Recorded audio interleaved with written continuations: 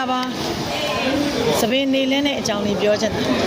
ဆရာမရတာလဲတက်တော့ကလည်းဆရာမကိုဘယ်တော့မှ10မိနစ်ပေးမလဲတော့မသိဘူးဆရာမမှလည်းပဲအမျိုးတွေတော်ထားပြီးတဲ့နောက်တော့အသေးဖွဲလေးတွေကဆရာမစိတ်ပူတတ်တဲ့သူဟောဆရာမအိမ်ကမိသားစုလည်းအဲ့လိုပဲဆရာမအမျိုးသားလည်းတစ်ခါတလေစိတ်အိုက်ရင်အိုက်မှာဆရာမတွေ့ရတယ်အကုန်လိုက်ပြောတာဘာကြောင့်ပြောတာလဲဆိုတော့ချစ်လို့ပေါ့စိတ်ပူလို့ပေါ့မချစ်ဘူးမုန်းနေမယ်စိတ်မပူနေချင်းတလို့နေဆိုတော့သားရနေလို့ရနော်ဒါပေမဲ့သူဒီလိုနေလိုက်ရင်တော့ဒီလိုအကျိုးဆက်တွေစိုးကျိုးတွေဖြစ်လာမယ်ငါပြောမှဖြစ်မယ်ကိုချစ်တာမချစ်တာတဲ့ကိုကသူတို့ကိုချစ်နေတယ်သူ့ကိုချစ်တယ်ဒီသဘောနဲ့ဆရာမစိတ်ပူတယ်စုတယ်ပေါ့တော်တော်လည်းခံနိုင်ချင်မှခံနိုင်ပါဆရာမလင်းမပေါအောင်ကလိုင်းမော်စားရောက်ပြီဆိုနေကငါတို့စူးနေတာပဲဆိုတော့အမြင်လေးလည်းရှိကောင်းရှိတယ်အဲ့တော့ခုပြောချင်တာကတခြားမဟုတ်ဘူးစပင်းကိုနေလန်းနဲ့စိုးကျိုးလေးတွေပြောချင်တာခေါင်းလျှော်ပြီးလို့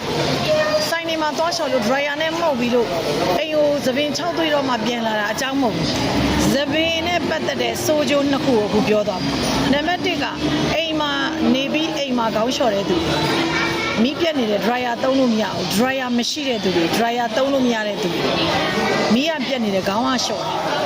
6ချင်စောနဲ့အိမ်ရှိဝရဏထွက်ပြီးတော့စပင်းကြီးတွေကိုနေလန်းတာနောက်တစ်ခုညဘက်ရောက်မှစပင်းနေရှင်းတာအိတ်ခက်နီးတော့မှစပင်းတွေကိုဘီးအစိတ်ဘီးအကျဲနဲ့ရှင်းတော်မူပြီးမှအိတ်ကြတာအဲ့ဆိုကြနှစ်ခုပြောမယ်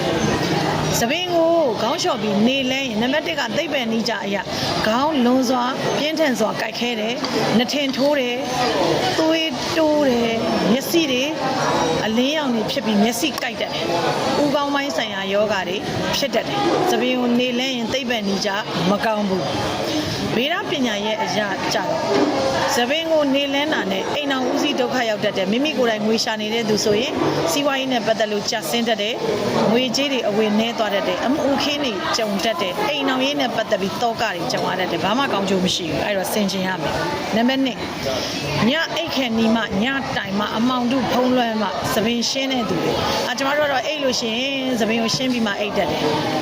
ရှေးလူကြီးသူမတွေနဲ့ဘရင်လက်ထက်ကဆိုရင်စပင်းတို့ခြိသေးလက်သေးတို့ညဘက်ညက်တာတို့ညဘက်ရှင်းတာတို့ကြီးကျုံနေလုပ်တဲ့အလုပ်လို့ပြောတယ်တော်တို့ကကျုပ်ထက်သီးတဲ့တက်တဲ့လူတွေများပါတယ်အဲ့တော့ကျုပ်ပြောတာတွေမှားနေတယ်ကျုပ်ထင်နေမှားနေတယ်ဆိုရင်ကွန်မန့်မှာကျုပ်ကိုစုံမသွားလို့ရပါတယ်ကျုပ်ကလည်းအမျိုးတွေနဲ့ပတ်သက်လာရင်အမြဲတမ်းတပည့်နေရာမှာရှိပါတယ်အဲ့တော့ခြိသေးလက်သေးပဲဖြစ်စေစပင်းပဲဖြစ်စေညအိယာဝန်ခံဒီမှာရှင်းမယ်ညက်မယ်ဆိုဒါဟာကြေးကြုံသဘောတက်ရောက်ပါတယ်နေ့လယ်တွေမနေ့တွေကသခင်ကိုစောင့်ရှောက်နေရလို့ပါတဲ့ကျေးဇူးပါ